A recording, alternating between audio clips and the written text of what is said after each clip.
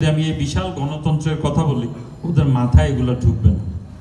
কারণ সে সকালে যায়, রিক্সা চালায়, ঠেলা গাড়ি ঠেলে, বাসের কন্ট্রাক্টারি করে, আইদার গার্মেন্টসে সকাল 7টা থেকে সন্ধ্যা 7টা পর্যন্ত জব করে। তার কাছে মূল বিষয় হলো সে কম টাকায় চাল কিনতে পারছে কিনা, কম টাকায় তেল কিনতে পারছে কিনা, কম টাকা দিয়ে সে ডাল কিনতে পারছে কিনা, মাছ বাজারে গিয়ে মাছ কিনতে পারছে কিনা। তার কাছে গিয়ে ওই কথাটা বলতে হবে যে বেগম খালেদা জিয়া যখন বাংলাদেশ থেকে ক্ষমতা ত্যাগ করেন 2006 সালে, তখন চালের কেজি কয় টাকা ছিল? মোটা চাল ছিল 12 টাকা। 12 টাকা 10 টাকা মনে আছে না? আচ্ছা, খাতাও আছে না? আবার তাইলে রাইট, হয়তোবা 10-12 টাকা মোটা চাল ছিল। আর আমরা যারা একটু ধরেন মিডল ক্লাস, আমরা যে চালটা খেতাম সবচেয়ে ভালো মানের চেয়ে একটু নিচে, ওইটার কেজি ছিল 20 টাকা। আর ডাল তো সবার জন্যই সমান 65 টাকা, তেলও সবার জন্য সমান 60 টাকা না 65 টাকা। এই কথাগুলো মানুষের কাছে বলতে হবে। ওই সময়টা কত টাকা ছিল আর বর্তমান সময়টাতে শেখ হাসিনার সময়ে কত টাকা ছিল, এটা আমাদেরকে তুলে ধরতে হবে, বা বর্তমান সময়ে কয় টাকা এটা তুলে ধরতে হবে। 300 টাকা পেঁয়াজের কেজি হয়েছে শেখ হাসিনার আমলে, 1200 টাকা কাঁচামরিচ। এটা কি বিশ্বাস করা যায়? এগুলো মানুষের কাছে, এই গরিব জনগোষ্ঠীর কাছে এগুলো তুলে ধরতে হবে। আর আপনি যখন একটি শিক্ষিত সমাজে যাবেন, সে সময় আপনি রাষ্ট্র ব্যবস্থার কথা বলতে পারেন, অর্থনীতির কথা বলতে পারেন। আমাদেরকে যেখানে যে 31 দফার মধ্যে যেখানে যে দফাটা বললে আমাদের জন্য সুবিধা হবে, সেই কথাটা আপনাকে বলতে হবে। আপনি ছাত্রদের কাছে যাবেন, তোমাদের ছাত্রীদেরকে আমরা বিনা বেতন ইন্টারমিডিয়েট পর্যন্ত পড়াবো, আমরা কমিটমেন্ট করেছি। আপনি সকলের কাছে একটা কথা বলতে পারবেন, স্বাস্থ্য ব্যবস্থা সবার জন্য বিনামূল্যে করা হবে রাষ্ট্রীয় পর্যায়ে। আমাদের এখানে এই দফার মধ্যে এগুলো আছে।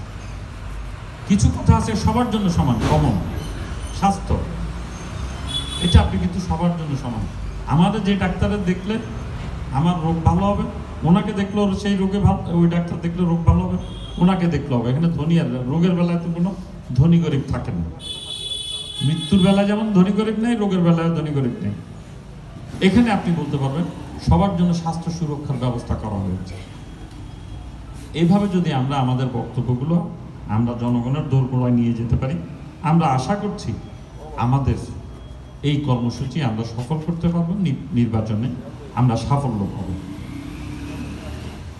এখানে ওই যে বৈষম্য বিরোধী ছাত্র আন্দোলন, মুক্তিযুদ্ধের পরে আমরা খুব ছোট ছিলাম, পরবর্তী ইতিহাস দেখে যেটা বুঝলাম, মুক্তিযুদ্ধের পরে এই দেশে মুক্তিযোদ্ধার নামে মানুষের ধন সম্পদ লুট করা হয়েছে, ঘর বাড়িতে অগ্নিসংযোগ করা হয়েছে, ব্যক্তিগত শত্রুতা নিয়ে মানুষের ঘরে আগুন দেওয়া হয়েছে।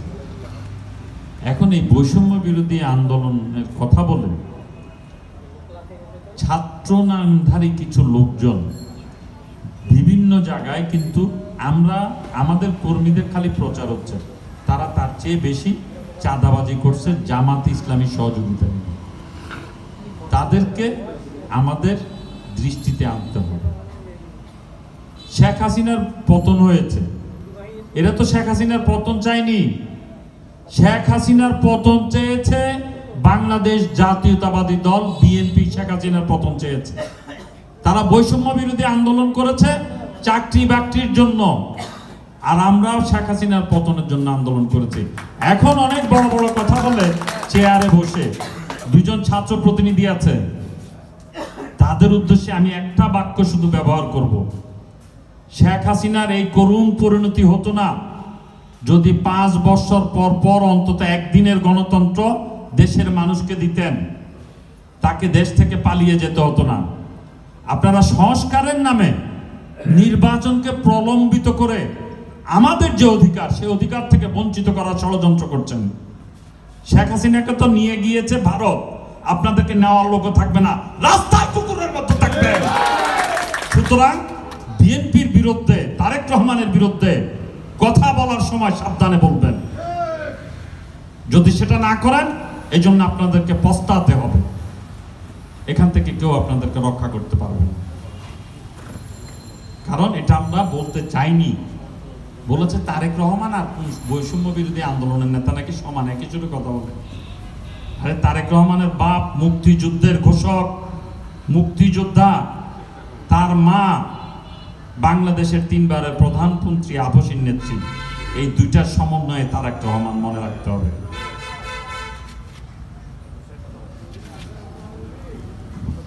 আমি আমার বক্তব্যটা আর না বাড়িয়ে, আমার কাছে মনে হয় আপনারা নিজেরা আরেকবার বসে কিভাবে মানুষের দোরগোড়ায় যেতে পারেন সিদ্ধান্ত নেবেন। এই 31 দফা নিয়ে আরো পর্যাপ্ত আলোচনা আপনারা করবেন। আমরা তো সংক্ষিপ্ত আলোচনা করেছি, আপনারা ইউটিউব অথবা আমাদের ফেসবুক পেজও আছে, প্রত্যেকটা দফার ব্যাখ্যা আছে, সেগুলো আপনারা আরো ভালোভাবে রপ্ত করে নিজেরা বসে কিভাবে করবেন ওইভাবে আপনারা প্রস্তুতি নেন। এক্ষেত্রে যদি আমাদের কোনো সহযোগিতার প্রয়োজন হয়, আমরা মনে করি নগর বিএনপির পক্ষ থেকে তার পূর্ণাঙ্গ সহযোগিতা আমরা করব। আজকে আপনাদের সবাইকে, যারা এই কষ্ট করে 31 দফার কর্মশালা এবং প্রতিনিধি সভার আয়োজন করেছেন, উপস্থিত হয়েছেন, সকলের প্রতি আমার শ্রদ্ধা, ভালোবাসা, কৃতজ্ঞতা প্রকাশ করে আমি আমার বক্তব্য শেষ করছি। আল্লাহ হাফেজ। বাংলাদেশ জিন্দাবাদ, জাতীয়তাবাদী দল জিন্দাবাদ, শহীদ রাষ্ট্রপতি জিয়া রহমান অমর, দেশনেত্রী বেগম খালেদা জিয়া জিন্দাবাদ, তারুণ্যের অহংকার তারেক রহমান জিন্দাবাদ।